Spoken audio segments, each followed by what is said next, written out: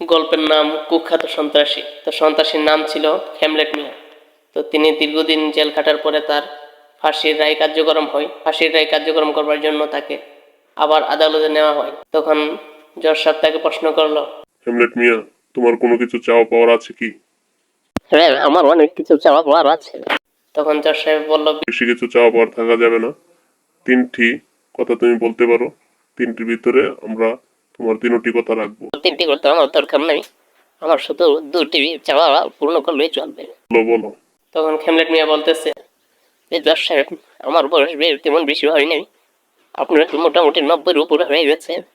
তো আমার বুদ্ধি, আপনি ফাঁসির দড়িতে ঝুলে পড়েন। তখন জজ সাহেব বলল, ওসি মহোদয়, ওসি মহোদয় বলল, জি। বলল, ফাঁসির দড়ি বাউ হতে আর কতক্ষণ লাগবে? তিনি বললেন, আরো ঘন্টা 5 লাগতে পারে। তখন বলল, ঘন্টা 5-এর দরকার নেই।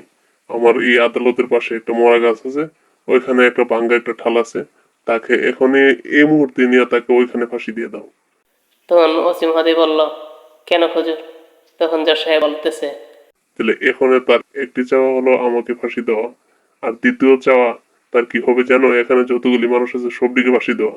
তো যদি বাঁচতে চাও, অতি শীঘ্রই ওই মরা গাছে নিয়ে ফাঁসি দাও।